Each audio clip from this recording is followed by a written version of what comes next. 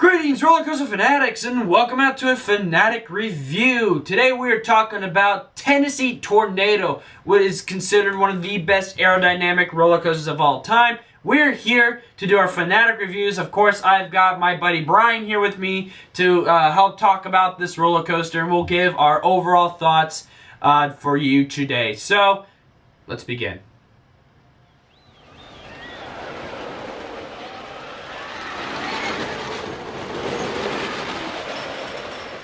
Alright, so Tennessee Tornado. This opened April 17th, 1999. It's one of the newer aerodynamics roller coasters, so it makes sense why people would probably praise it, because it might be smoother, because aerodynamics has finally realized how to make a good roller coaster, and for good reason. They actually have the engineer, Alan Schilke, who's the grand master behind all the other RMC roller coasters, so it makes sense why this probably would be a great roller coaster. So let's start off by jotting down some stats, shall we? So this coaster has a max height of 163 feet, a max drop of 128 feet, and a maximum speed of 63 miles an hour. This roller coaster has a total length of 2,682 feet of track. And this coaster has total 3 inversion. It has a huge deformed loop, and then a vertical loop, and then a sidewinder. What I find interesting is that you see sidewinders on aerodynamics of Vekoma coasters, but you don't see sidewinders on any other roller coaster. I find that very interesting, I will say that. Because then there are implements, and they're so close to each other. I believe one is like tilted a little bit more, something like that. And then, of course, sidewinders are half loops. So anyway, that is, we're going to now get into our review. So Tennessee Tornado, for me, I was underwhelmed. I will say that. I was underwhelmed with this roller coaster. I think it was overhyped, I will say, but it was still a great roller coaster. I will say I got the ride front row and back row, and I definitely prefer back row. And I also got a back row at night, which was icing on the cake. So, what do you think about Tennessee Tornado? I remember I got a couple rides on Tennessee Tornado. I think 2 or 3 rides. Mainly, all of them were in the middle, so I didn't get a front or back row experience. But Tennessee Tornado, to me, I thought it was just incredible that it's an aerodynamics coaster because it's just so smooth. Yeah, that was one thing that I was just like, perfect. There you go. I was promised smoothness, and it was delivered. I got smoothness. I will say, though, it is not butter smooth at all. There is some jostling a little bit. It's kind of a little bit shaky. You can kind of start to feel the oldness coming to this roller coaster, which is kind of sad that even aerodynamics can start aging even when they're very smooth. So it's not butter smooth, but you can definitely feel as you're going through this coaster, yeah, there's a little bit of air. I can feel the aero still in there. And the restraints are fine. I'm not a big fan of aerodynamics restraints because they're kind of uncomfortable, but this one was not as bad. I mean, my arm wasn't getting crushed from the restraint to the edge of the car like other aerodynamics roller coasters. So it starts off with a chain lift, and I love the theming when it comes to being in the station.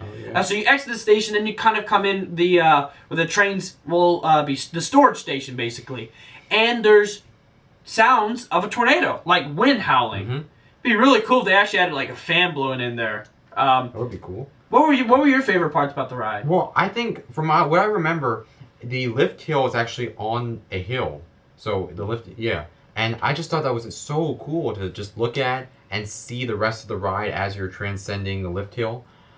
Personally, I remember the vertical loop being very smooth, and I just overall it was a pretty nice ride. Yeah, for me during the Christmas event. They had, I guess they did some clearing, because when I looked over, you could easily see the entire ride. There were some trees that were still kept, but I guess they kind of removed some trees. But it was really nice to kind of go up and really see, all the surroundings. And next to me was a giant hill. Of course, when you crest up, you actually do a bank right. And then you go into the drop. And may I say, I thought Loch Ness Monster was steep. Tennessee Tornado has one of the steepest aerodynamics drops. It just keeps going. It was so much fun, especially the back row, where you get launched into it and you feel like you're going to keep going. You keep going. It's going. Oh my gosh!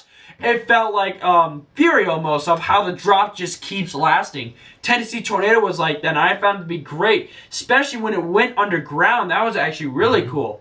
I will say that the form loop was interesting. it kind of jostled around, but it wasn't like a bad jostling. It was interesting. I will say that. It was very fun though. And then of course that very huge bank was very fun. And then it went into the vertical loop, which when we get up to the top, it kind of like it has a weird curve to it. So I definitely felt a pretty big jostling there. And then Sidewinders, I've never been a big fan of them. They're not my least favorite, but I'm still not a big fan of Sidewinders. This one was better, but not perfect. So it was interesting. And then afterwards, it just did a bank, and then almost, I call it an airtime hill. Because you get airtime on that last kind of little bit, and then to the brake run. You get a ton of airtime on that. Like, jeez, I thought my feet were going to hit the top of the car. And it's over. I think that is the most disappointing part, actually. Is it's over so quickly. It is a short and sweet ride. I will give it that. Yeah. I mean, that's a big complaint for me personally. Is just how short the ride is overall. Yeah. But it packs a lot, and it's pretty short ride time. Yeah, and in its short ride time, it does pack a punch. And what's interesting is that all the short rides are the good ones, and then all the bad rides are like the ones you want to get off, like Mean Streak or Georgia Cyclone, those type of rides. And then you got something like Tennessee Tornado, or heck, even Intimidator 305, you can kind of call that short, and you're just like, it never ends. Or King to Ka, like it's so good, but it's so short. Yeah. But what are your overall? Overall, I feel like it is probably my favorite aero coaster I've been on.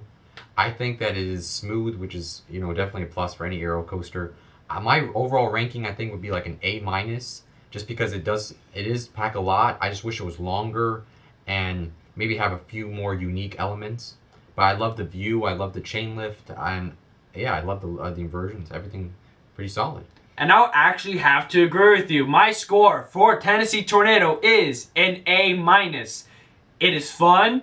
It is got some great elements, and I love that drop. I think that was definitely the best part about the ride. The inversions were fine, and the speed was unbelievable, and the nighttime ride definitely makes this actually go from a B+ to an A-. That's what really makes it go from that B+ to an A- was the nighttime ride, and I overall enjoyed this ride. It was very fun, definitely the best aerodynamics roller coaster, but it still wasn't as good as I was expecting it. I was expecting it to be this great ride, and I was underwhelmed, but it's still really fun. So, that is our review for Tennessee Tornado. Thank you all for watching. Make sure to check out other Fanatic reviews. I have a playlist all set up, ready for you guys to binge watch all of them, and to get Fanatic-y on all the Roller Coaster Fanatics videos. Thank you all for watching, and as always, Roller Coaster Fanatics, keep coasting. Okay.